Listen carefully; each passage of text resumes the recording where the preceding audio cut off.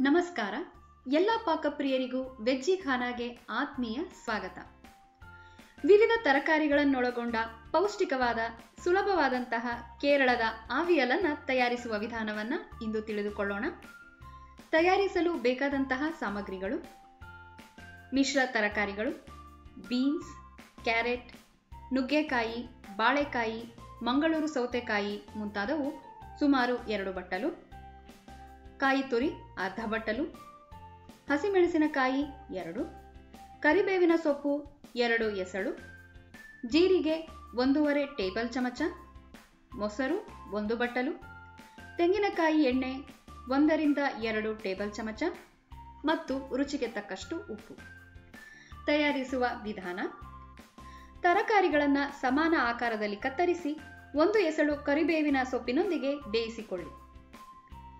ಕಾಯಿ ತುರಿ, ಜೀರಿಗೆ ಮತ್ತು ಹಸಿಮೆಣಸಿನಕಾಯಿಯನ್ನು ಬೇಕೆನಿಸಿದಲ್ಲಿ ಸ್ವಲ್ಪವೇ ಸ್ವಲ್ಪ ನೀರು ಬೆರೆಸಿ ತರಿತರಿಯಾಗಿ ರುಬ್ಬಿಕೊಳ್ಳಿ. ಮೊಸರನ್ನ ಗರಣೆ ಇಲ್ಲದಂತೆ ಕಡಿದಿಟ್ಟುಕೊಳ್ಳಿ. ಒಂದು ಪಾತ್ರೆಯಲ್ಲಿ ಬೇಯಿಸಿದ ತರಕಾರಿಗಳನ್ನು ಹಾಕಿ ರುಬ್ಬಿದ ಮಿಶ್ರಣ ಬೆರೆಸಿ ಒಲೆಯ ಮೇಲಿಡಿ. ಮಿಶ್ರಣವನ್ನು ಕೆಲ ಕಾಲ ಹಸಿ ವಾಸನೆ ಹೋಗುವವರೆಗೆ ಬಾಡಿಸಿ. ಈಗ ಇದಕ್ಕೆ ಮೊಸರು ಮತ್ತು ಉಪ್ಪನ್ನು ಹಾಕಿ ಚೆನ್ನಾಗಿ ಮಿಶ್ರಗೊಳಿಸಿ. ಇದನ್ನು ಚಪಾತಿಯೊಂದಿಗೆ ಸವಿಯಲು ಗಟ್ಟಿಯಾಗಿಯೋ ಅನ್ನದೊಂದಿಗೆ ಸವಿಯಲು ಸ್ವಲ್ಪ ನೀರನ್ನು ಬೆರೆಸಿ ಬೇಕಾದ ಹದಕ್ಕೂ ತಂದುಕೊಳ್ಳಬಹುದು. ಆವಿಯಲ್ ಒಂದು ಒಗ್ಗರಣೆ ರಹಿತವಾದ ಖಾದ್ಯವಾಗಿದೆ. ಆದ್ದರಿಂದ ಮಿಶ್ರಣ ಬಿಸಿಯಾದಾಗ ಅದರ ಮೇಲೆ ಉಳಿದ ಕರಿಬೇವಿನ ಸೊಪ್ಪನ್ನು ಹರಡಿ ಕಡೆಯದಾಗಿ ತೆಂಗಿನ ಎಣ್ಣೆಯನ್ನು ಹಾಕಿ ಮಿಶ್ರಗೊಳಿಸಿ. ಇದನ್ನು ಕುದಿಯಲು ಬಿಡದೆ ಒಲೆಯ ಮೇಲಿನಿಂದ ಕೆಳಗಿಳಿಸಿ.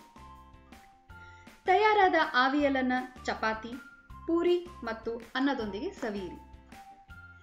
ನೀವು ಈ ಖಾದ್ಯವನ್ನು ತಯಾರಿಸಿ ರುಚಿ ನೋಡಿ ನಿಮ್ಮ ಅನಿಸಿಕೆ ಮತ್ತು ಅಭಿಪ್ರಾಯಗಳನ್ನು ತಿಳಿಸಿ.